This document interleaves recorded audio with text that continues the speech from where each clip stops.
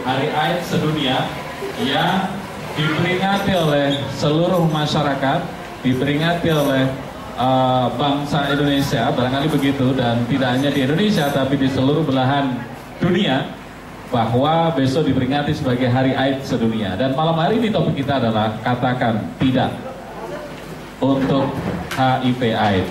Hadir bersama kita teman-teman dari Dinas Kesehatan, ada Bapak Didi Eka, beliau juga Wakil Ketua Paguyuban Peduli AIDS Tulungagung. Kemudian juga ada Mbak Ifada Nur Rahmaniar, Koordinator Program Komisi Penanggulangan AIDS atau KPA Tulungagung. Kemudian juga ada Mas Ali Masudi dari Yayasan Chesmit. Terima kasih sudah hadir teman-teman dari Semuboy malam hari ini yang tergabung dalam PIK. PIK itu adalah Pusat Informasi Konseling Semuboy.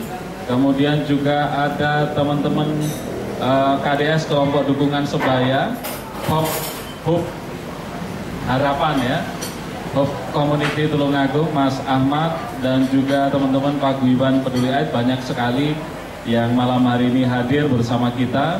Sekaligus juga ada Wakil Direktur RSUD Dr. Rizka Tulungagung, Bapak Haji Kasil Rahmat Al-Mukarrom, malam hari ini hadir bersama kita, dan seluruh pecinta perkasa dimanapun Anda.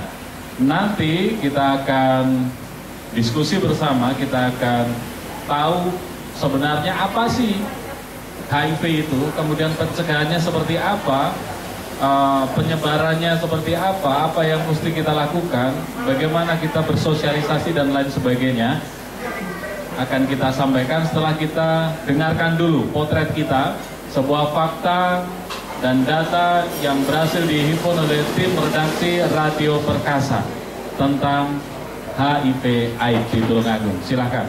Bintara Studies Research Institute begitu, yang melakukan kajian-kajian dengan berbagai persoalan di Tulungagung.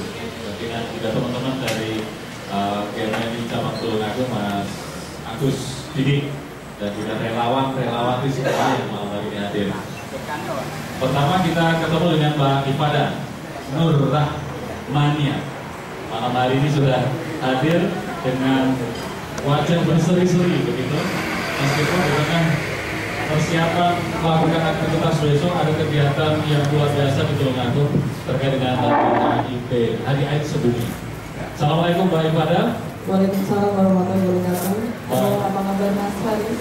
Sehat, alhamdulillah. Selamat malam semuanya. Selamat malam. Kalau HIV/AIDS atau teman-teman relawan ini biasanya salamnya bagaimana ya? Passwordnya ada nggak Mbak Ifada? One Team One Spirit. One Team One Spirit. Jadi siapapun kita undang untuk menjadi satu tim, memiliki spirit yang sama untuk penanggulangan HIV di Tulungagung. One Team One Spirit. Applause. Spiritnya sama, begitu. Sebelum ke sana barangkali tadi juga sudah dipaparkan beberapa data, dan juga ternyata di Tulungagung itu angka itu masih di stigmakan negatif. Apa menurut Mbak Ifada dengan fakta ini? Ya sebenarnya kalau berbicara ideal, tentunya stigma dan diskriminasi itu nggak perlu ada lagi. Hanya saja memang ya pengetahuan secara menyeluruh atau secara komprehensif seseorang tentang HIV itu sendiri kan juga memang belum semua komprehensif kayak gitu. Dalam artian biasanya mereka tahu informasi itu sepenggal-sepenggal, katanya dan katanya kayak gitu. Sebenarnya kalau berkaitan dengan sosialisasi, kemudian kader-kader yang sudah kita latih itu sudah nggak karuan orangnya banyaknya. Kalau dihitung, kalau mungkin dari 2-3 tahun terakhir ini aja bisa sampai 400 kader. Hanya saja kan keaktifan kader itu sendiri kan juga tergantung dari profesionalnya sendiri. Jadi memang ketika misalnya kita sosialisasi misalnya di sebuah desa, tentunya itu kan juga yang diundang adalah perwakilan. Nah, perwakilan ini yang kita harapkan kan memberikan informasi getok tular bahwa HIV/AIDS itu penularannya tidak semudah yang dibayangkan orang. Misalnya seperti itu. Hanya saja orang yang sudah datang ini kan juga nggak selalu mengeluarkan informasi, sehingga masih saja ada orang yang loss dari informasi, sehingga ketika ada stigma dan diskriminasi sebenarnya itu ketakutan dan kekhawatiran masyarakat, dan itu kita nggak bisa menyalahkan ya, memang karena orang belum paham, belum ngerti itu ya, kalau takut ya wajar. Makanya itu kita memang harus jemput bola dalam pencegahan itu ya, kita memberikan informasi di awal, ataupun kalau misalnya terjadi stigma dan diskriminasi, kita pun juga harus segera meluncur ke lapangan, sehingga memang harus terurai lah seperti itu. Iya, Mbak Rifana, tadi data yang mengejutkan disampaikan Pak Didi begitu. Ternyata di Tulungagung ada 1.000 lebih. Oh ya, begitu ya. Dan ini teman-teman semuanya sudah tahu, masyarakat kemarin kaget juga dengan fakta ini. 9 tahun terakhir begitu faktanya, dan itu fenomenanya adalah fenomena gunung es bisa jadi 100 kali lipat dari itu yang sudah. Bagaimana komentar Mbak Rifana dengan data yang mengejutkan? Bahkan itu di atas estimasi apa istilahnya nasional ya. Bagaimana ini menurut Mbak Rifana? Kalau versi saya ya tentunya dari Komisi Penanggulangan AIDS ya, memang Komisi Penanggulangan AIDS ini kan lembaga independen pemerintah, jadi memang kita mengkoordinasi, memonitoring dan mengevaluasi. Jadi untuk implementer sebenarnya lebih pada Dinas Kesehatan, kemudian LSM dan juga penggiat HIV/AIDS. Jadi kenapa ledakan kasus itu terjadi, sebenarnya memang ya kaget itu karena memang kok kayak tiba-tiba gitu. Padahal sebenarnya temuan kasus di Tulungagung ini kenapa seperti itu ya, karena aktifnya para implementer ini. Jadi jangan logikanya dibalik. Jadi kalau misalnya semakin cepat temuan kasus, berarti memang harus segera ditangani. Jangan sampai sebenarnya itu kasusnya sudah ada tapi terlihat tenang dan tidak diketemukan, itu lebih berbahaya. Jadi memang di Tulungagung sendiri kalau kayak VCT mobile itu tes HIV yang kita harus jemput bola, itu sesuatu sangat aktif bila dibandingkan di kabupaten kota di Provinsi Jawa Timur seperti itu. Jadi terkadang itu logikanya ya, kalau kita mau kasusnya itu nggak usah naik, ya nggak usah ada pemeriksaan, pasti kasusnya turun sendiri seperti itu. Ya, mungkin bisa ditambahkan oleh Pak Didi juga Mas Ali yang berkaitan dengan fenomena kasus. Jadi sebenarnya gampang sekali kok. Kita ini kalau misalnya biar temuannya turun itu gampang. Kita nggak usah melakukan pemeriksaan, pasti akan turun sendiri. Jadi baik. Oke, Mas Ali, Mas Yudi dulu. Nih nanti Pak Didi akan berbicara tentang HIV/AIDS itu apa sih sebenarnya begitu. Tapi sebelum itu ketemu dengan Mas Ali Masyudi. Beliau adalah ketua program ya, koordinator program dari Yayasan Jasmine. Assalamualaikum Mas Ali. Waalaikumsalam warahmatullahi wabarakatuh. Selamat malam.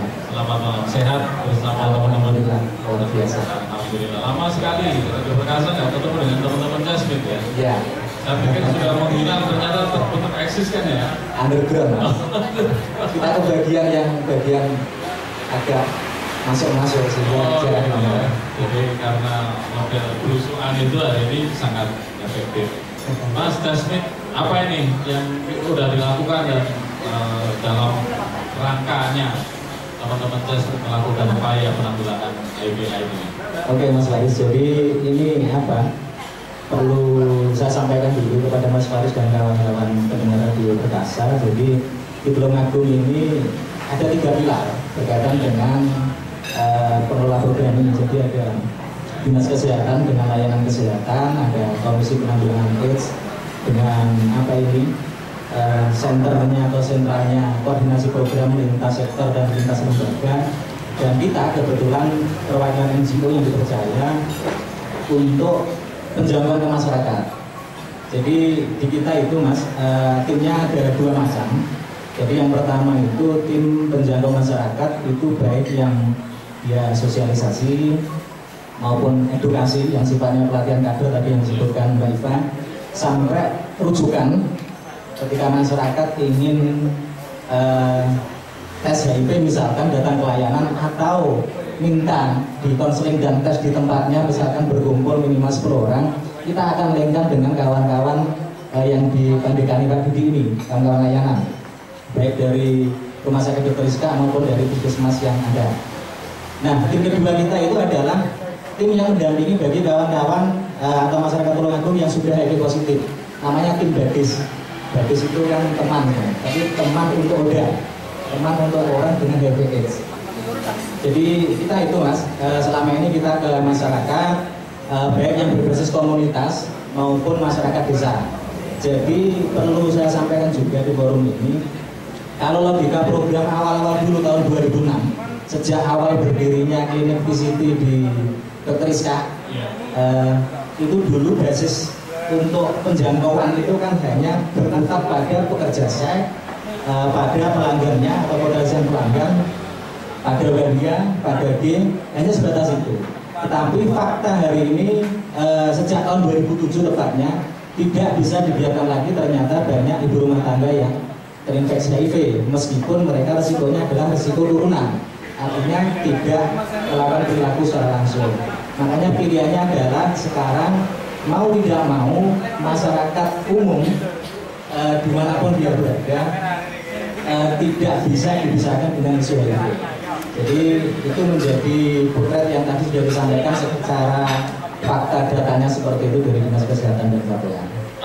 Data, siapa yang punya data ini? Persentase yang paling besar ODA di Tulungagung itu dari kalangan yang berisiko atau memang dari orang yang tidak berisiko? Oke, kalau data nanti Pak Didi atau Pak Didi nanti biar lebih jelas kalau data ada di pusatnya di Dinas Kesehatan. Oke. Berapa personilnya teman-teman Jasmine ini?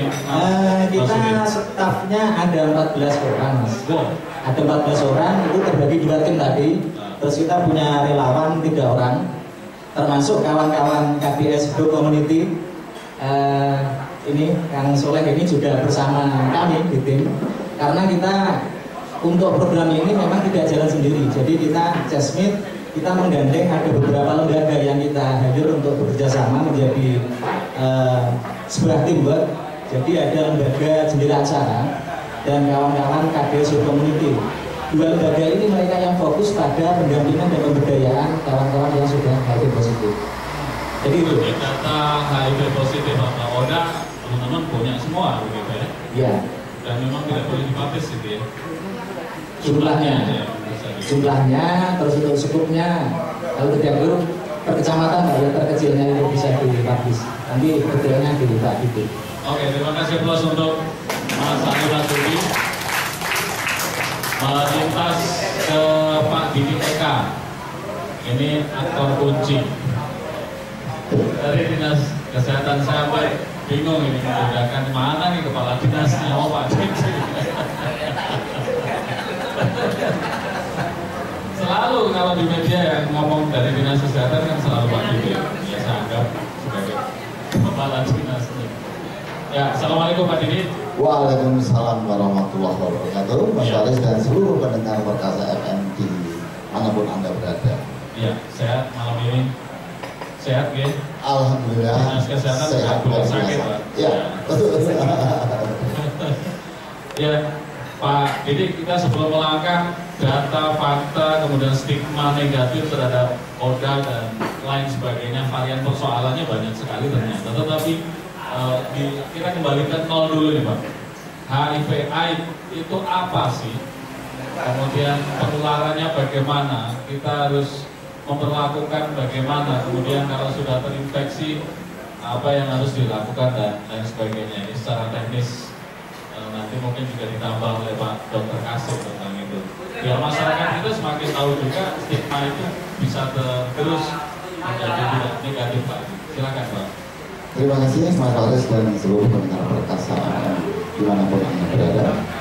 Yang jelas HIV itu singkatan Human Immunodeficiency Virus. Jadi HIV itu adalah virus, nama virus.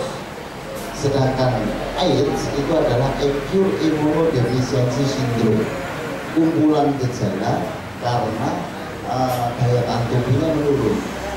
Itu karena disebabkan oleh virus HIV yang menyerang sistem kekebalan tubuh manusia. Jadi beda antara HIV positif dengan AIDS, beda.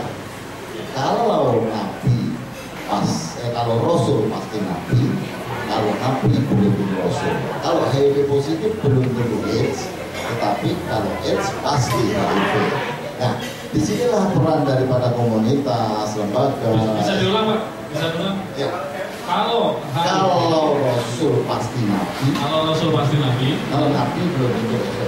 Nabi belum tentu Rasul. Kalau HIV positif belum tentu AIDS. Ya. Kalau AIDS pasti HIV. Jadi peran komunitas dinas kesehatan dan seluruh SKPD terkait dalam koordinatornya KPA di sini berlomba berupaya sebagaimanapun caranya agar masyarakat itu ditemukan pada stadium HIV. Karena jika ditemukan pada stadium HIV, nanti kita kerjasama dengan rumah sakit Dr. untuk memberikan ARV antiretroviral. Obat itu menekan pertumbuhan virus HIV, orang ini akan tetap pada posisi HIV positif, tidak menjadi AIDS.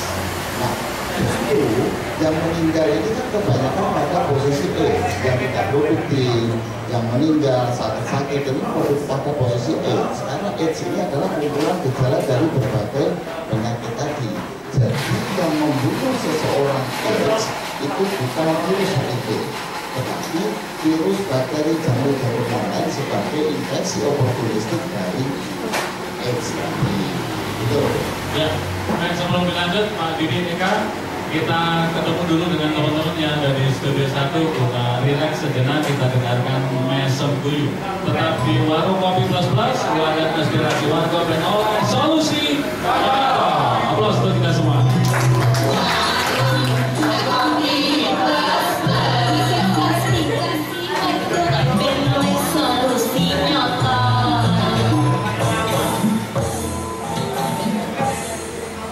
Warung Kopi Plus Plus, wadah aspirasi warga ben oleh solusi nyata. Aplaus sekali lagi untuk kita semuanya yang ada di Jepun View. Nabi itu menerima wahyu tapi untuk dirinya sendiri begitu ya, tidak wajib untuk mempublikasikan gitu ya, benar ya, kepada umatnya, tetapi Rasul wajib. Rasul itu pasti Nabi, Nabi belum tentu Rasul. HIV itu belum tentu AIDS, tapi AIDS pasti HIV. Nah ini. Kemudian bagaimana cara penularannya ini Pak Didi Eka? Baik, Mas Faris dan seluruh pendengar Perkasa FM yang berbahagia dimanapun Anda berada. Penularan HIV/AIDS, sebelum kita bicara lebih jauh tentang penularan, kita akan menyampaikan sebetulnya media apa yang bisa menularkan HIV/AIDS tersebut. Medianya yang jelas hanya ada 4, yaitu yang pertama darah, cairan sperma, cairan vagina, dan air susu ibu. Hanya 4 media ini yang bisa dihidupi oleh virus HIV dan bisa menularkan. Selain 4 media ini tidak bisa menularkan seperti keringat, air kencing, air mata, ludah, tidak bisa menularkan. Air liur, air ludah nggak bisa. Hanya 4 cairan ini. Jadi penularannya pada intinya apabila kita bersentuhan dengan atau kita terpapar dengan 4 cairan ini, kita baru bisa tertular. bisa diulang Pak, 4 cairan tadi? Darah, air sperma, cairan vagina, dan air susu ibu. Ya, cairan vagina dengan sperma tentunya ini melalui hubungan seksual, baik itu vaginal seks, oral seks maupun anal seks. Kemudian yang darah bisa melalui transfusi darah atau dengan penggunaan jarum suntik yang bergantian. Mohon maaf, untuk jarum suntik ini kita fokuskan bukan hanya untuk keperluan medis saja, namun banyak jarum suntik atau benda tajam yang bisa menularkan seperti pada saat pengobatan akupuntur, tindik bersamaan, terus kemudian menggunakan tato, ya itu juga berpotensi menularkan virus HIV ini. Termasuk silet waktu kita nyukur misalkan, bisa nggak deh? Ya, apabila ada darah yang keluar, menempel di situ dan kemudian saat itu juga digunakan oleh orang lain bisa tertular. Tapi perlu diingat bahwa virus HIV akan mati dalam hitungan menit apabila dia di udara bebas. Ya itu. Jadi ya memang rekomendasinya sebaiknya kita bawa pisau cukur tersendiri untuk pada saat kita potong. Ya. Terus kemudian yang terakhir penularannya adalah melalui air susu ibu. Nah ini apabila ada ibu yang hamil, dia terinfeksi virus HIV, kemudian melahirkan, nah ini disarankan untuk tidak menyusui bayinya dengan ASI-nya. Gunakan dengan cara lain, apakah pakai ibu susu atau dengan menggunakan susu formula. Karena apa? Karena di dalam air susu ibu yang HIV positif terdapat virus HIV yang bisa menularkan kepada bayinya. Ya, itu penularannya, Mas Faris. Kemudian dikatakan oleh Pak Didi bahwa berhubungan sosial, salaman, berpelukan itu tidak apa-apa ya Pak ya? Ya betul sekali Mas Faris, bahwa kontak sosial, berjabat tangan, berpelukan, cipika-cipiki, menggunakan toilet bersama, menggunakan alat makan bersama, dulang-dulangan, batu, rujaan bersama, berenang bersama, itu tidak menularkan, termasuk gigitan serangga. Walaupun serangga itu yang dihisap adalah darah, kemudian dia ganti menggigit orang lain, itu tidak bisa menularkan. Tidak bisa menular ya? Ya betul. Ya, baik. Pak Didi tadi datanya memang seperti itu ya Pak ya? Iya. Di Tulungagung lebih dari 1254 ODA 9 tahun terakhir ini, dan bagaimana berdasarkan data mayoritas yang ODA ini apakah memang mereka yang berisiko tinggi, diantaranya seks berganti pasangan atau mungkin pakai jarum suntik atau ada yang lain ini Pak?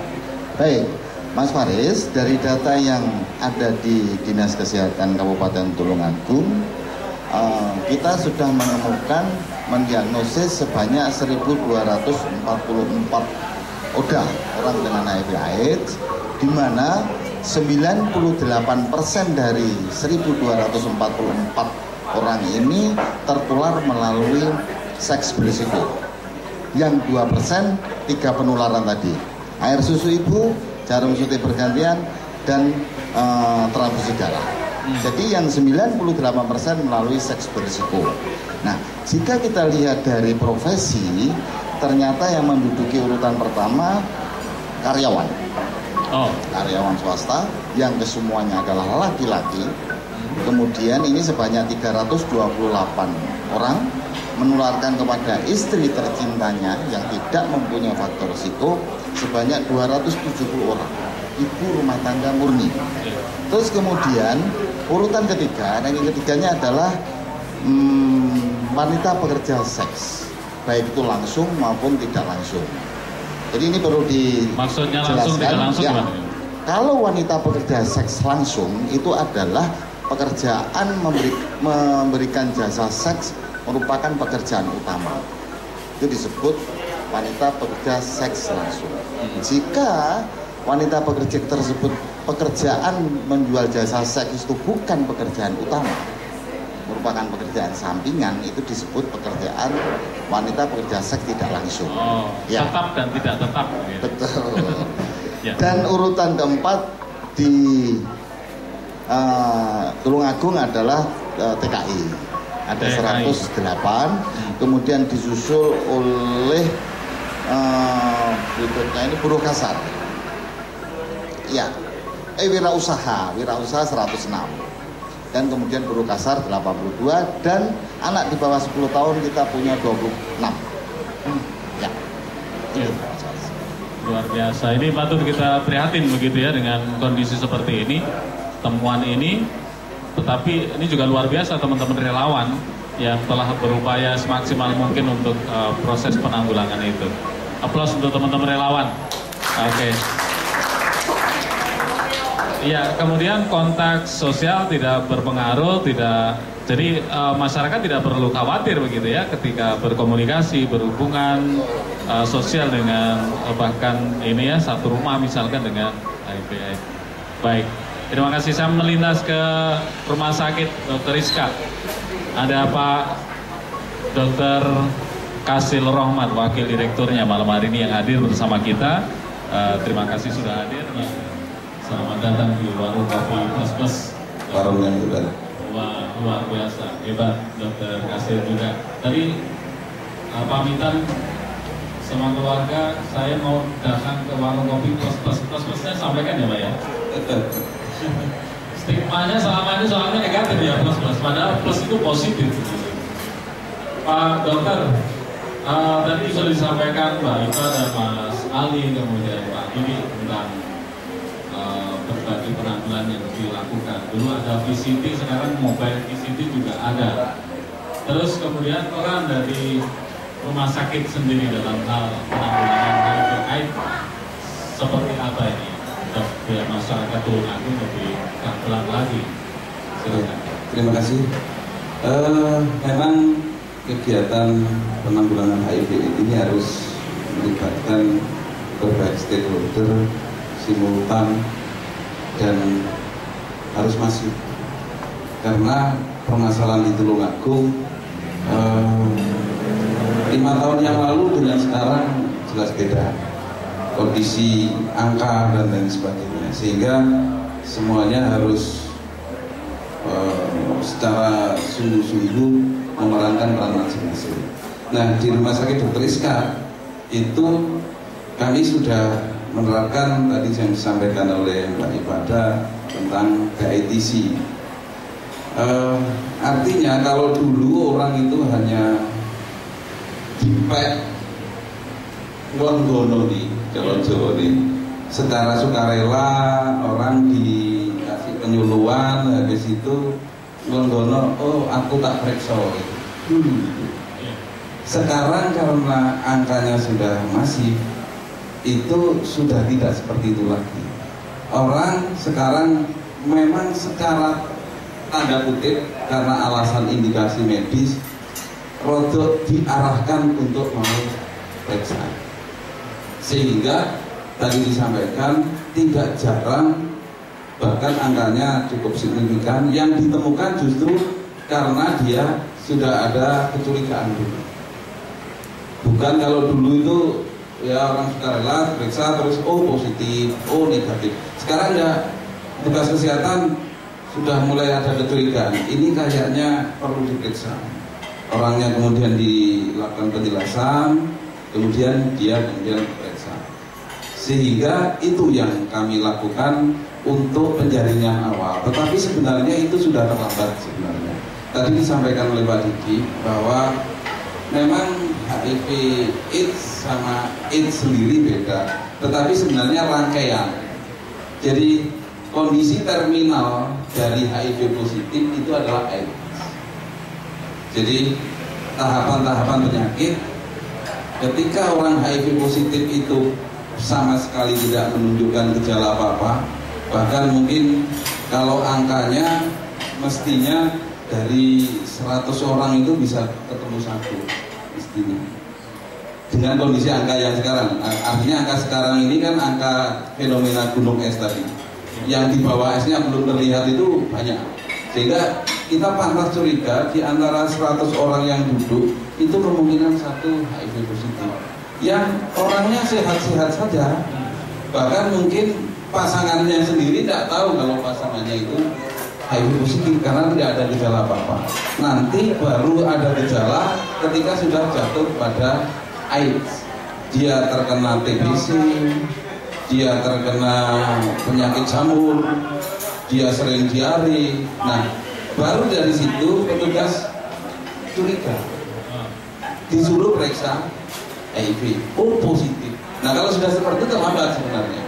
Walaupun di rumah sakit akan kita lakukan treatment semaksimal mungkin, tetapi kondisi tidak seperti ini tidak bagus. Makanya sebaik mungkin kita menemukan di semua jajaran, makanya ada VCT mobile itu tujuannya adalah menangkap sebanyak-banyaknya. Kalaulah dia HIV ditemukan saat HIV positif, bukan saat AIDS. Karena banyak yang sudah berhasil kita treatment sampai dia meninggal itu tetap dalam status HIV positif, tidak jatuh ke dalam kondisi AIDS. Artinya dia meninggalnya bukan karena AIDS akhirnya gitu.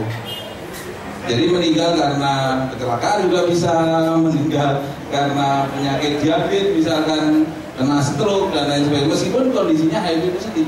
Artinya apa? Secara medis, ketika HIV positif ditemukan, kemudian kita terapi, dia tetap bisa berjalan di fase itu, tidak sampai jatuh ke dalam kondisi berat. Nah ini yang perlu kita upayakan.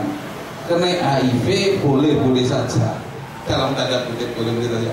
Tapi kalau bisa ditemukan sedini mungkin, dan kalau viral load-nya itu kecil, itu tidak sampai nanti menularkan kepada istrinya, meskipun dia HIV Maksudnya positif.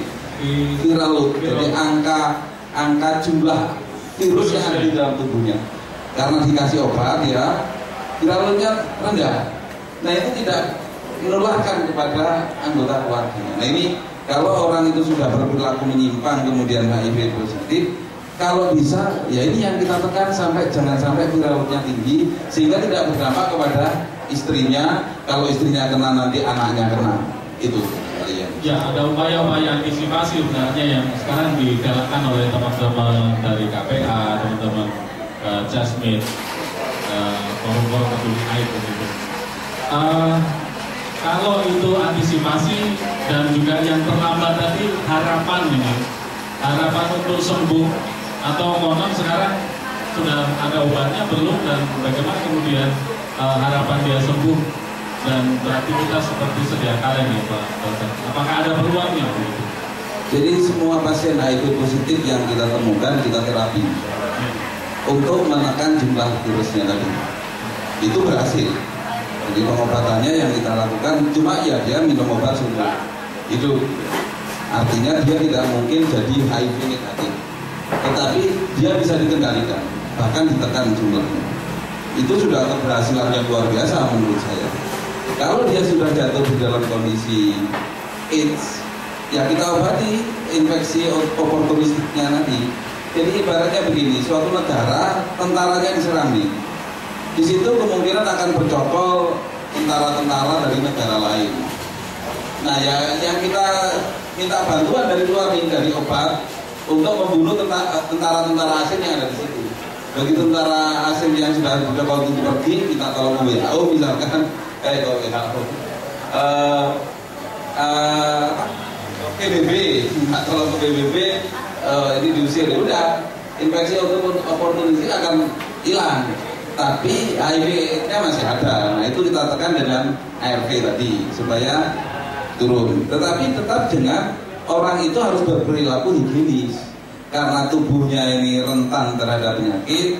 Terus jangan misalkan tidak cuci tangan, dekat-dekat dengan orang TBC, tidak mau pakai masker dan lain sebagainya.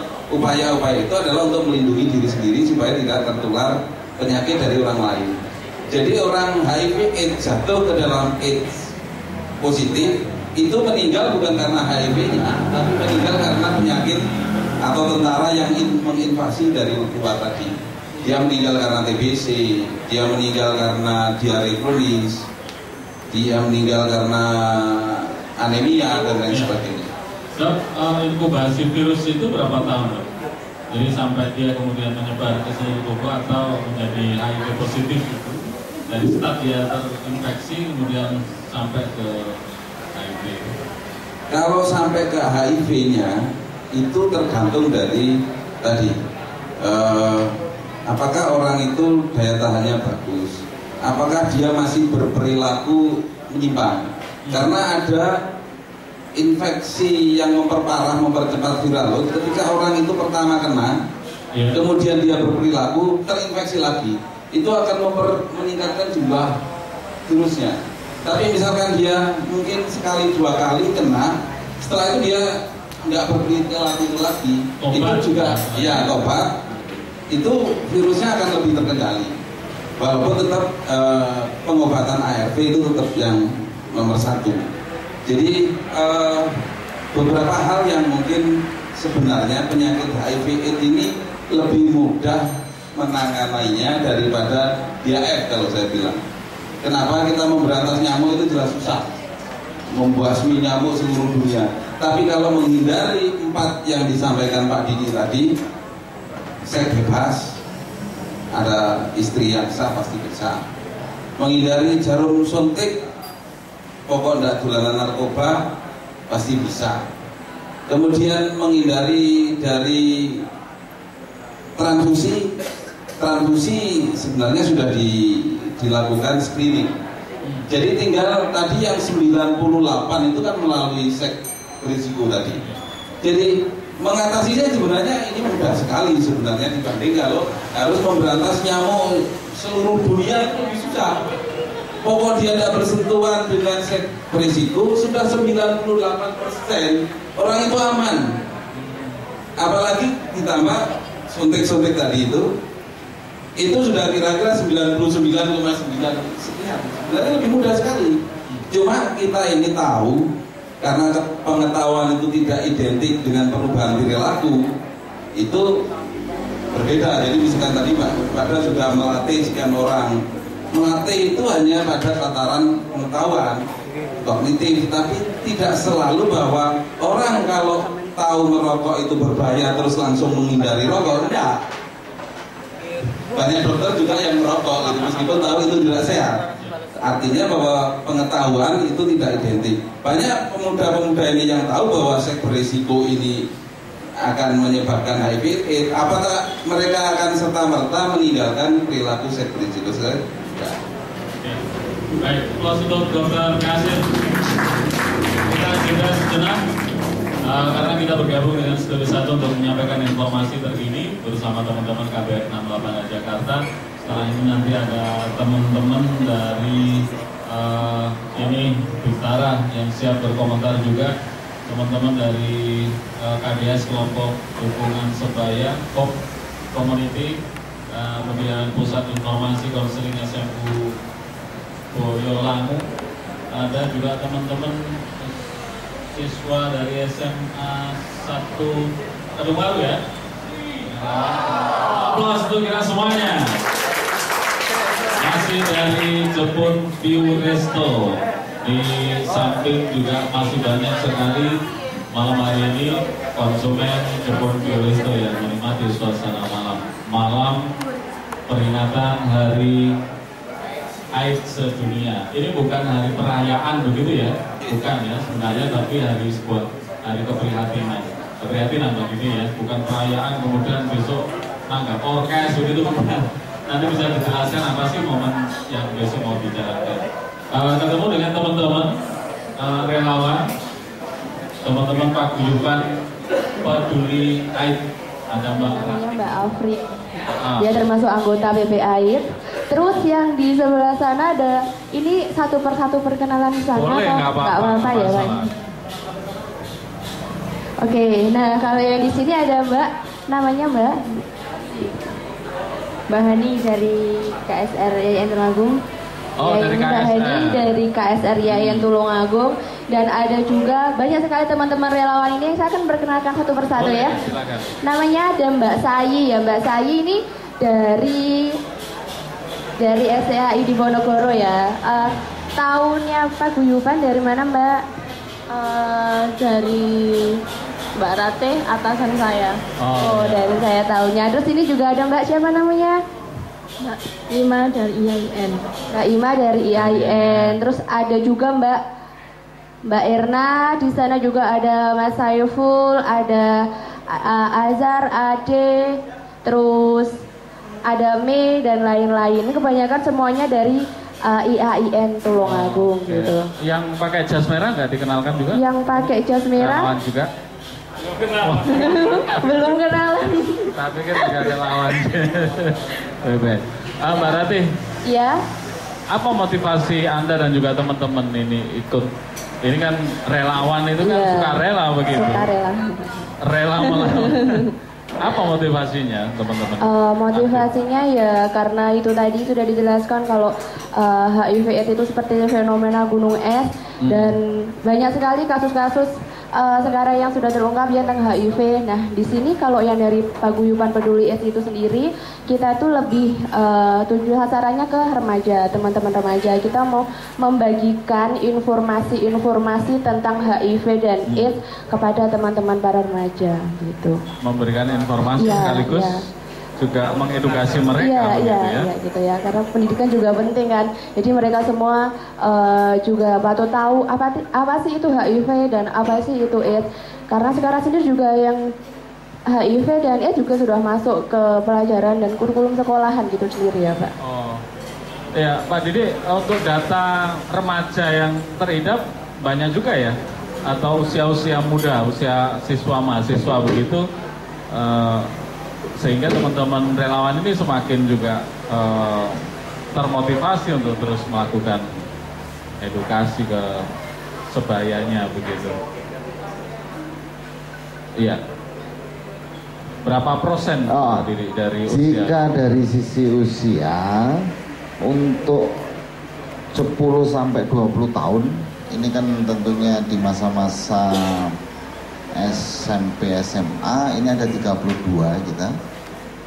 20 sampai 30 tahun termasuk mahasiswa di dalamnya, di sini ada 353. Oh, cukup banyak. 300. Kalau 1000 berarti udah 30%-nya begitu ya. Betul sekali. Baik. Ya. Apa kesan-kesan ketemu dengan teman-teman, kan mungkin ada yang mau VCT menolak, ditolak, bahkan sampai mungkin aku sehat-sehat aja kok dia. Pernah nggak ketemu dengan teman-teman seperti itu? Kalau itu kan kita ada kegiatan, ini namanya kegiatannya Infolink. Itu kegiatan kita sama nggak hanya dari Paguyuban Peduli AIDS, tapi juga dari relawan-relawan, Mbak Ifada juga, dari teman-teman penggiat yang lain. Itu pernah suatu ketika ada salah satu teman relawan itu kan mau, kalau Infolink itu kan kita memberikan nggak cuma menyebar leaflet tentang HIV itu, tapi juga langsung berinteraksi kepada orang, ini loh Bu, HIV ini jadi kita menyebarkan informasi-informasi melalui itu. Biasanya kita lakukan di mana, alun-alun, juga ada di ya seperti itu. Nah itu pernah ada seorang ibu-ibu ini apa namanya, Bu, memperkenalkan diri, kita dari gini mau ini loh Bu, kita menjelaskan tentang HIV itu. Enggak, kita nggak beresiko yang seperti itu. Jadi gitu, pernah ada. Iya gitu, dari ibu-ibu pernah seperti itu.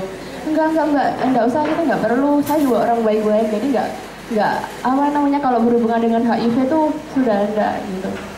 Jadi ada yang berpendapat bahwa HIV ini adalah penyakit kutukan, begitu kan? Baik, terima kasih Mbak Rati. Melintas ke Mas Ahmad ya. Mas Ahmad ini dari Hope Community. Teman-teman relawan juga berpartner dengan teman-teman KPA, CESMI dan Dinas. Jadi tugas KDS di sini setiap 1 kali dalam sebulan, jadi mengadakan study club. Jadi di sini kita mengedukasi bagi teman-teman kita yang sudah terinfeksi HIV tentang cara info dasar HIV, cara penularan, cara pencegahan, dan cara kepatuhan minum obat ARV itu sendiri begitu. Jadi tidak mustahil, karena di sini kebanyakan anggota dari KDS itu adalah ibu-ibu rumah tangga. Oh, rumah tangga ya? Ada berapa personil yang aktif di KDS ini? Sampai akhir November ini KDS sudah mendampingi sekitar 715, dan kebetulan yang selalu aktif dan yang bisa aktif begitu itu sekitar 300-an lebih. Mas Ahmad, selama ini masyarakat menganggap bahwa orang dengan HIV itu citranya negatif begitu. Dari sisi mana teman-teman KDS ini memotivasi mereka agar eksis, agar bisa memperjuangkan hidup, berkarya dan berprestasi? Oke, begini ya, biasanya kami kan mengadakan studi setiap bulan tuh. Memang di sini kita menjelaskan kalau memang HIV itu bukan hampir segalanya gitu. Kalau HIV ini kita masih, walaupun dengan status kita yang HIV, kita itu masih tetap bisa bekerja, tetap berkarya, bahkan kita bisa melakukan rutinitas seperti orang-orang pada umumnya. Mungkin teman-teman di sini yang dulu yang di sini kemungkinan ada nggak yang mengira di sini ada salah seorang yang positif HIV? Kira-kira ada yang tahu nggak gitu kan? Sebenarnya yang yang ada di sini itu salah satunya adalah orang yang positif HIV gitu. Tapi di sini kan kebanyakan tidak tahu. Iya, makanya yang tahu dirinya sendiri. Ya, makanya di sini KDS sendiri di sini kita menegaskan bahwa kita selalu mengedukasi setiap bulan bahwa kita harus punya tanggung jawab. Kita harus belajar dari pengalaman yang sudah ada. Jangan sampai virus kita itu menularkan pada orang lain gitu. Jadi setiap bulan kita selalu mengedukasi agar orang yang sudah terinfeksi HIV itu cukup stop sampai di sini gitu. Dan sedangkan di Tulungagung ini kasusnya kan semakin hari, semakin bulan kan semakin menaik. Iya. Itu dikarenakan kemungkinan besar mereka yang kurang informasi tentang cara penularan dan pencegahan, serta rasa tanggung jawab kepada ODA itu sendiri gitu. Kalau ODA itu sendiri diberikan rasa tanggung jawab, secara otomatis ODA itu tidak menularkan. Kan kebanyakan masyarakat umum di sini kalau orang sudah terinfeksi HIV itu kelihatan kurus, lemes dan sebagainya kan begitu. Sebenarnya tidak. Orang yang sudah terinfeksi HIV itu sama dengan mereka, tidak ada bedanya. Apalagi mereka yang sudah minum obat ARV antiretroviral tadi gitu. Ya, tujuan atau teman-teman KDS adalah melakukan pemberdayaan, motivasi agar terus bisa berkarya. Betul sekali. Kemudian ini dipublish nggak biasanya? Atau orang lain tahu nggak kegiatan teman-teman KDS ini? Biasanya kita selalu melakukan tertutup ya. Cuma kadang pernah kita melakukan di alun-alun Tulungagung itu juga pernah. Cuman kemungkinan mereka tuh tidak tahu kalau sebenarnya yang ngumpul di alun-alun Tulungagung itu sebenarnya orang-orang yang sudah terinfeksi HIV, karena mereka tuh sama sekali tidak kelihatan kalau mereka itu benar-benar positif gitu. Dan juga tidak memproklamirkan saya loh. Iya. HIV keren, enggak juga. Enggak juga kan? Enggak. Oke. Plus untuk teman-teman dari KDS ini komunitas yang jarang kita temui dan Yosek Cepate begitu ya. Iya begini, soalnya KDS sendiri ya itu biasa selalu standby di VCT Seruni satu ya, dan yang kedua justru anggota semuanya ini semua adalah orang-orang yang sudah positif. Dari ODA untuk ODA itu sendiri begitu. Jadi kita menjadi role model untuk kabupaten Tulungagung dan kita untuk mengajak teman-teman agar tetap semangat walaupun dengan HIV kita terus berjuang untuk virus kita dan berjuang untuk masa depan kita. Kita masih punya harapan dan keyakinan kita bisa begitu. Terima kasih Mas Ahmad. Saya melintas ke generasi muda yang dari SMA Boyolali Sumuboy ya, ada Mas Binar, teman-teman luar biasa. Ini sudah ada berapa tahun Binar itu ada di Sumuboy? Saya masih masuk satu lagi, saya kelas 1. Iya. Apa yang dilakukan oleh komunitas PIK ini di sana? Ya sebelumnya menyampaikan dengan ini, kita kan dari Pusat Informasi Konseling Remaja, jadi kita memfokuskan di kalangan pelajar, terutama SMP dan SMA. Oh, berarti nggak hanya dari Sumuboy aja berarti? Kita sudah melakukan sosialisasi di SMP di luar kota, terutama di daerah pinggiran gitu. Karena kita memfokuskan itu karena banyak dari mereka itu yang sudah kayaknya sudah nggak peduli lagi dengan yang namanya HIV/AIDS. Sudah nggak peduli lagi ya. Terus kita juga tidak memfokus sama pinggiran saja, kita juga memfokus di kota-kota. Karena tidak hanya daerah pinggiran saja, karena yang di pedalaman atau di desa-desa juga bisa di-cover begitu ya. Motivasi teman-teman PIK ini kok aktif, kok nggak ikut yang lain begitu, kenapa? Ya kan masih banyak aktivitas di sekolah, pramuka, ada silat, apa kok milih PIK? Ya terutama kita kan kaget juga, dan kita itu sudah sedih lihat kayak mereka yang terjangkit HIV/AIDS itu, kita merasa kasihan karena mereka itu sebenarnya generasi bangsa. Kenapa kok mereka menyanyiakan dengan mencoba-coba yang namanya seks bebas? Tapi kan nggak semuanya melalui seks bebas, bisa jadi dia pasif tiba-tiba tertular. Ya, terutama mereka yang menggunakan narkoba, jarum suntik terutama itu. Ya. Gimana cara pendekatan sampean bersama teman-teman ini untuk melakukan edukasi atau bahkan sebaya ya? Iya. Ngomongin kancane itu nggak kesan menggurui atau bagaimana? Pernah nggak ada pengalaman ditolak oleh temannya? Oh, sok suci kamu gitu. Alhamdulillah selama ini belum, dan kita ini kan ada program yang namanya pendidik sebaya. Jadi kita memfokuskan kepada pendidik sebaya yang terutama di lingkungan SMA itu. Jadi kita kadang itu melakukan 1 bulan sekali melakukan sosialisasi pada teman-teman, dan kita itu kadang keluar SMA melakukan sosialisasi di SMA dan SMP tadi, dan kemudian pramuka. Ya. Terus kebetulan besok itu kita akan ada acara berbagi stiker dan pita merah. Tulisannya apa stikernya? Oh kayak ini ya, stop HIV/AIDS. Iya, ini ada tulisannya stop HIV/AIDS, aku peduli AIDS. Jauhi penyakitnya, jangan orangnya. Oh, jauhi penyakitnya, jangan orangnya. Aplaus untuk PIK. Jauhi penyakitnya, jangan orangnya, jangan kebalik ya.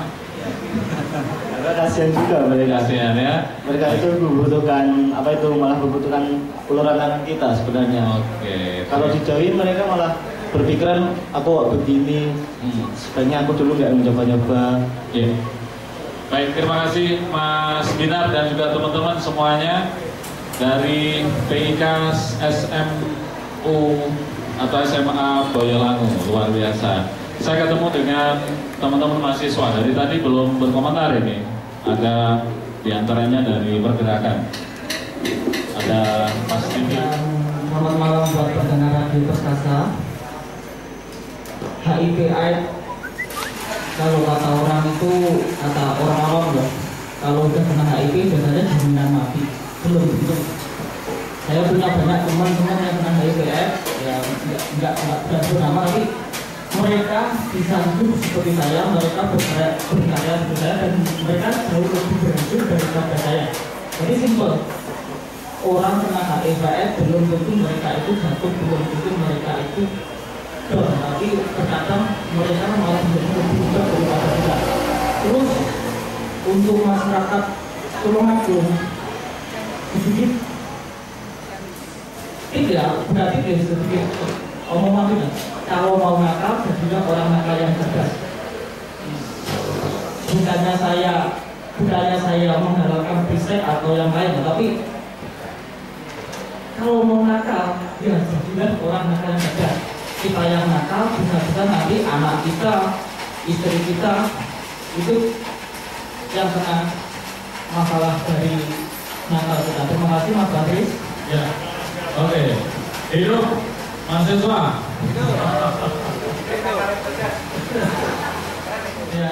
Ini masih pada tataran fenomena, belum kepada nomena. Nomena itu adalah dibalik fenomena itu. Nah, problemnya apa sih? Kenapa sih kemudian programnya sudah berjalan, ya kan? Dana sudah banyak dikucurkan, tapi kenapa kemudian penderita itu meningkat? Ada apa ini? Tanda tangannya besar kan? Ya. Nah, jangan-jangan ini kita berangkat memahami problem ini keliru. Ya. Yang kedua adalah kalau memahami problem ini keliru, berarti ketika diagnosisnya keliru, berarti kan obatnya pun juga kurang tepat atau kurang maksimal, jangan-jangan. Maka saya ketengahkan ada 2 pendekatan ya di dalam konteks memahami AIDS. Ada 2 pemikir yang saat sekarang ini dikaji dalam konteks dunia Muslim kontemporer. Pertama adalah Malik Badri, yang kedua adalah Farid Ishaq. Keduanya punya magnum opus terkait dengan Islam dan HIV/AIDS. Malik Badri ketika memahami HIV/AIDS, pendekatannya adalah pendekatan individu. Jadi kalau pendekatan individu berarti problemnya adalah di masing-masing individu. Maka cara penanganannya adalah cara penanganan tindakan yang sudah kita katakan. Tetapi kalau Farid Esa memahami problem HIV dan AIDS itu adalah pendekatan struktural. Kenapa HIV AIDS terjadi?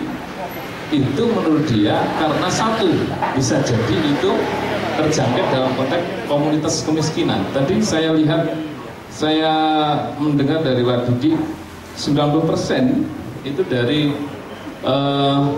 komunitas apa Pak? Oh 98 ya, itu komunitas buruh. Komunitas buruh. Seks berisiko kayaknya ya. Hah? Oke, iya, oke, sorry, lompatan logika saya ke sana. Artinya apa? Artinya bahwa ketika gejala kemiskinan menjadi satu variabel untuk melakukan seks bebas, ya, sehingga itu bisa diidentifikasi melalui apa? Pola-pola seks bebas itu. Nah, yang kedua adalah keadilan gender. Di keluarga kita hari ini yang terjadi adalah masih terjadi diskriminasi gender. Ya. Peran-peran yang selama ini dilakukan oleh keluarga itu dominan laki-laki ini sangat mendominasi, dan itu tanpa ada proses demokratis di dalam konteks keluarga. Ini sangat penting, sehingga kemudian asumsi ini benar ketika ibu itu di dalam datanya tadi itu terjangkit nomor kedua, ya kan, ibu rumah tangga maksudnya itu. Sehingga kemudian hari ini sebenarnya kita menginginkan pemerintah dalam arti DPR ada, ya kan, sebagai pengambil kebijakan. Sebenarnya pemerintah ini memahami AIDS ini jangan-jangan juga kurang tepat, sehingga tidak ada roadmap, tidak ada peta jalan untuk mengatasi ini. Makanya saya mengemukakan dua pendekatan ini, yaitu pendekatan struktural dan pendekatan individual. Nah, kalau pendekatan individual itu terkait dengan yang namanya sekarang ini dikatakan revolusi seks barat. Ya, ini analisis Malik Badri lagi. Jadi hari ini yang terjadi tidak lepas daripada pengaruh budaya modern dan globalisasi itu sendiri yang menjangkit di dunia ketiga, termasuk dunia muslim. Nah, ini kita agak mungkin agak lebih global.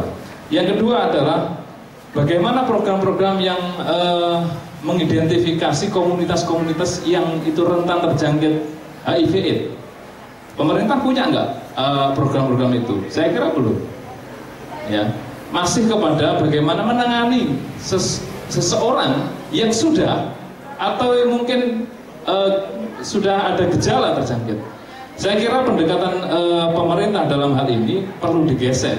Tidak hanya, ini bukan berarti tidak baik yang sudah, tetap ini dijalankan, tetapi pendekatannya harus ke pendekatan yang dikatakan Farid Esa tadi, memahami problem HIV/AIDS dengan pendekatan struktural, sekaligus mengatasinya dengan pendekatan struktural juga.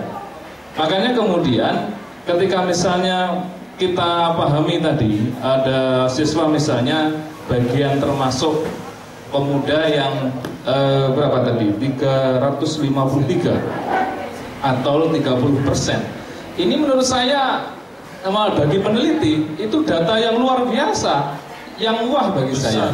Besar itu. Ini fenomena apa ini? Menurut saya tadi kegagalan secara sosial, kegagalan daripada institusi-institusi sosial, baik itu lembaga pendidikan, bahkan keagamaan, ketika mengaitkan materi-materi atau kurikulum di dalam konteks sekolahnya atau materi agama, kalau di dalam Islam, pendidikan agama Islam, dengan konteks problem kontemporer. Nah, ini juga bagian PR penting bagi dunia pendidikan. Ternyata tadi yang dikatakan Ustadz Kasel tadi, bahwa pengetahuan tidak mencerminkan perubahan perilaku. Nah, ini ada masalah apa di dalam konteks pendidikan kita? Nah, wacana saja. Jadi belum sampai kepada psikomotorik, bahkan afektif. Kenapa? Karena guru-gurunya masih ceramah, belum memakai metodologi pembelajaran yang kontekstual dan seterusnya. Saya kira sarjana-sarjana dari IAIN, dari STAI ini garapan utama untuk melakukan perubahan bagaimana ya kurikulum yang ada di sekolah itu sangat kontekstual, baik materi keagamaannya maupun materi-materi yang terkait dengan kehidupan sosial siswa. Saya kira itu. Oke, terima kasih Mas Kolito. Ini aplaus untuk teman-teman dari Bisri. Sebelum kita kembali ke narasumber kita, Pak Didi, Mbak Iva, ada Mas Ali dan juga Mas Ahmad dari Hope Community malam hari ini. Kita ke studio dulu, Mesem Buyu. Setelah itu nanti kita akan mendengar informasi atau mungkin pencermatan, pendapat, masukan, pertanyaan dari masyarakat. Silakan, Vera Kusuma. Pertama kali pembawa virus itu sebenarnya siapa? Jadi berdasarkan sejarah bahwa virus HIV itu utamanya pertama kali diderita oleh golongan dari mata, di golongan kera dan sebagainya di daerah Afrika sana, entah bagaimana ceritanya, sehingga virus tersebut bisa beradaptasi dan hidup di dalam cairan-cairan tubuh manusia. Dan disitulah karena dengan penularan yang empat saya sebutkan tadi menjadi wabah dan epidemi mendunia penularannya kepada orang-orang yang berisiko. Jika saya suruh komentar apakah ini memang buah atau komoditi, secara pribadi saya mengatakan itu tidak. Jadi ini merupakan memang dunia penyebaran penyakit yang luas dengan cepat di seluruh dunia dan tidak ada yang diuntungkan di sini. Justru kita dari sisi ilmiah dan keilmuan berupaya berpikir keras supaya ini bisa kita hentikan. Departemen Kesehatan melalui Direktorat Jenderal BL akan berperan ini terus-menerus dan menyatakan bahwa di tahun 2030 sudah stop yang namanya new infection karena banyak penyakit. Kira-kira begitu Mas Faris. Kalau berbicara obat tradisional sampai saat ini sebenarnya saya belum ada untuk mengobati HIV. Yang ada selama saya salah satunya adalah Berarti belum ada peluang untuk sembuh dan bebas kalau memang sudah positif. Ya, sementara ini masih menekan perkembangan regenerasi atau pembukaan sel dari virus ini. Nah, belum membunuh secara total. Kemudian tadi disampaikan Mas Wali juga menarik bahwa penanggulangannya yang efektif dilakukan mungkin melalui VCT dan sebagainya. Kalau dulu di Tulungagung ini ada lokalisasi, di mana mungkin dinas kesehatan juga sering ngabsen ya, sering ngabsen melakukan edukasi, sosialisasi. Nah, kalau sekarang ini itu tidak ada begitu, apakah juga simpul-simpul yang rawan itu atau berisiko itu tidak menjadi wilayah dinas kesehatan? Ya.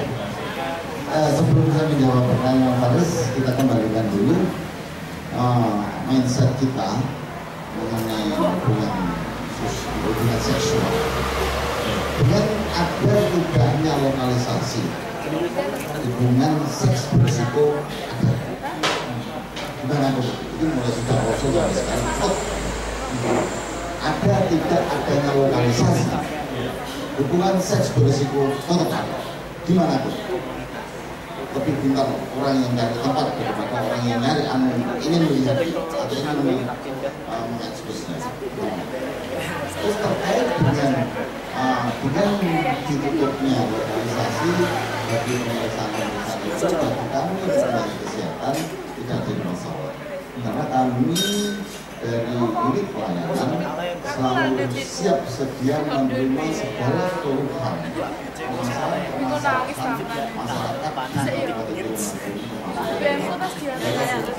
jadi kami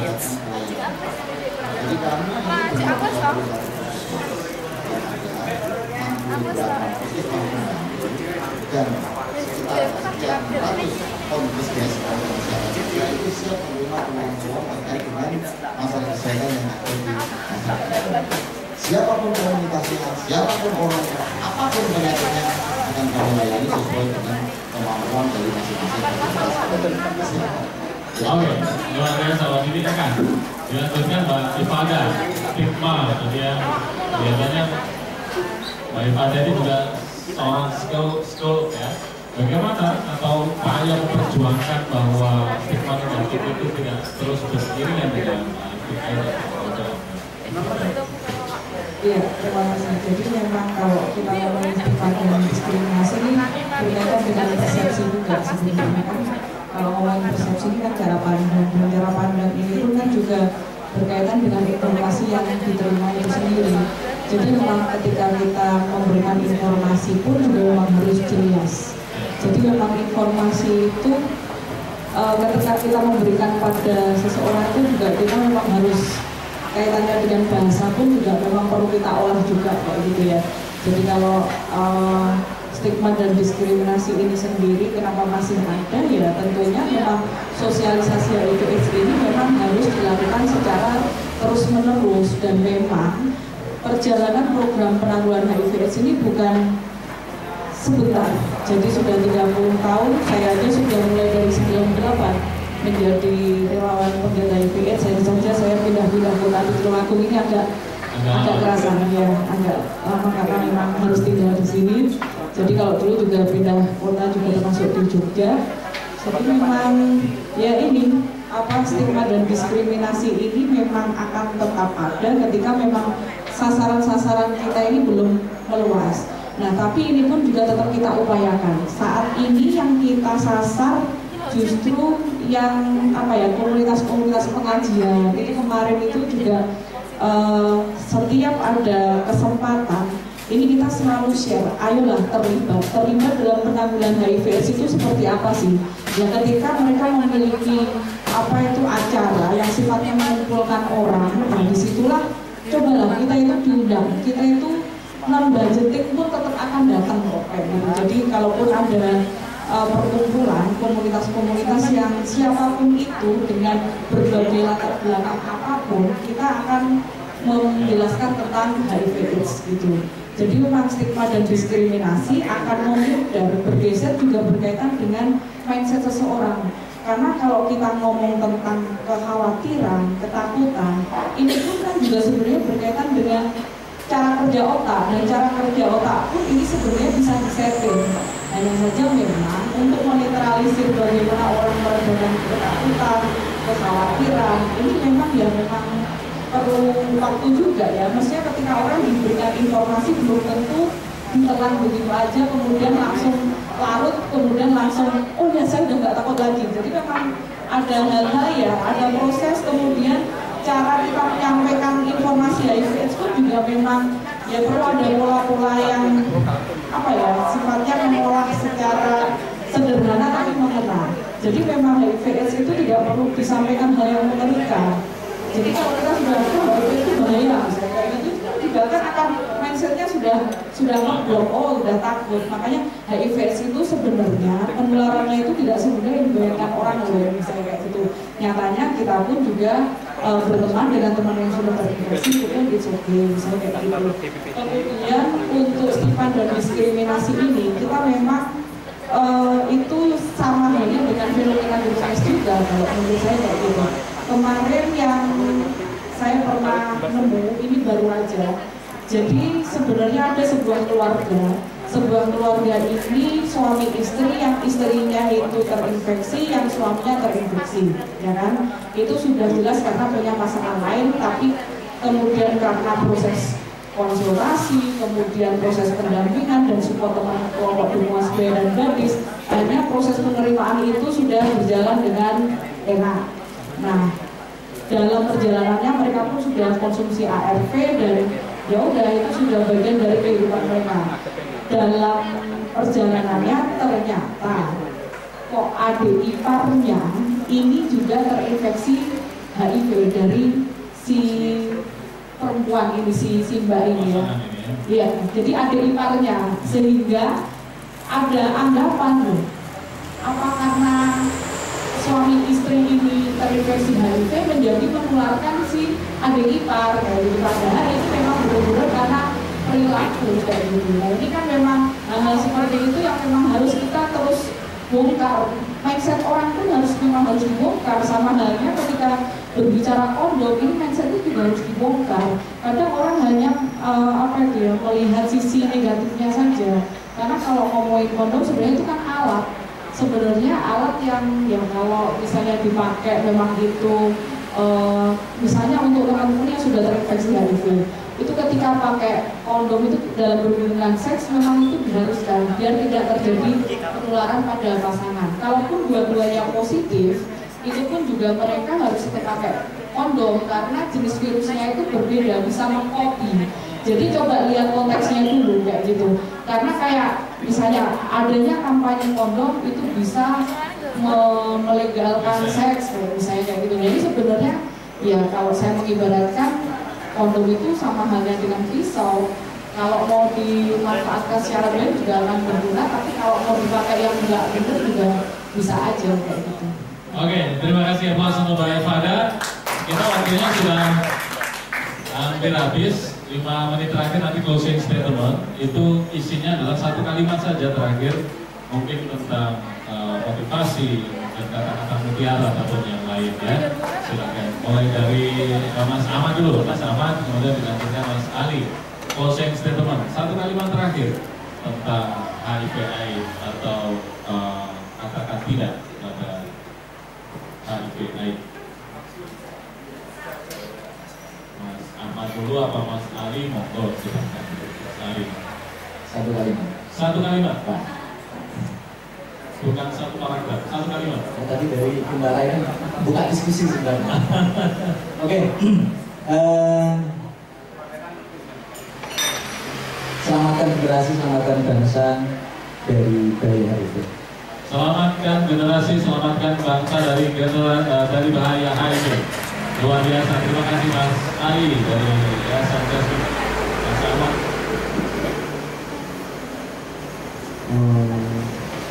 Bangkit, mandiri, dan berdaya, kita yakin bisa. Bangkit, mandiri, berdaya, kita yakin bisa. Nah, kita penanggulangan HIV/AIDS itu harus konsisten karena HIV/AIDS itu memang problem jangka panjang. Harus konsisten, istiqomah begitu ya. Aceh. Silakan Pak Didi. Saya mengharap Ruang Agung di tahun 2020 sudah stop new infection. Sudah stop 2020 targetnya Pak Didi kita buktikan ya. Aplaus. Dokter Kasim. Ya, HIV bukan cukup untuk diomongin tapi harus dikerjakan secara serius untuk menuju tujuannya Pak Didi, zero new infection di tahun 2020. Terima kasih. Iya, tidak hanya wacana, tidak hanya dikatakan, tapi kita memperjuangkan kata-kata. Mbak Ratih, satu kalimat terakhir sebagai closing statement. Jiwa kita semangat untuk berkarya, berjuang dan berperilaku sehat. Berjuang dan berperilaku sehat, luar biasa. Teman-teman GMNI.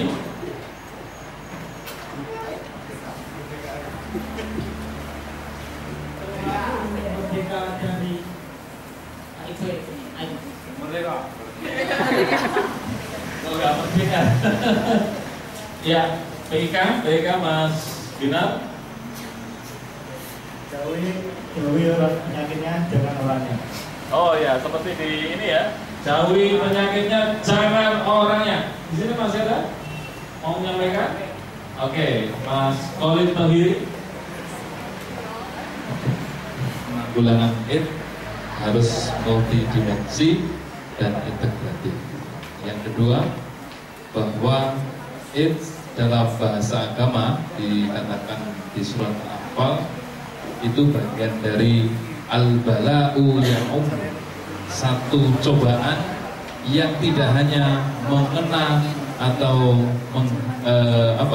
dihinggapi oleh si penderita, tetapi justru bisa jadi dihinggapi oleh orang-orang sekelilingnya. Makanya jauhi tidak hanya HIV/AIDS-nya, tapi faktor-faktor penyebab HIV/AIDS. Oke, luar biasa dari Bisri. Teman-teman dari Jepun Resto. Siapa tadi? Mbak Nisa, Mas Usman. Mas Usman. Nah, ini Mas Usman. Closing statement-nya. Hindari resiko kena HIV dengan cara hidup sehat, dengan cara jauhi free sex, hindari dengan cara tidak menggunakan narkoba. Soalnya itu salah satu narkoba yang ini bisa berisiko kena HIV/AIDS dengan cara injeksi. Oke, terima kasih Mas Usman. Luar biasa pendukungnya banyak. Tadi katanya siapa Nisa atau Yaya katanya ya. Berarti Senin depan ya. Baik, terima kasih. Oh iya, jangan lupa besok ya, besok pagi ini adalah hari peringatan AIDS sedunia di Tulungagung, diperingati, dipusatkan di depan terminal Gayatri Tulungagung bersama Dinas Perhubungan dan teman-teman yang hadir malam hari ini. Besok pagi juga hadir mulai jam 7 ya Pak Diki ya, mulai jam 7, kemudian setelah upacara, kemudian mereka ada aksi simpatik oleh para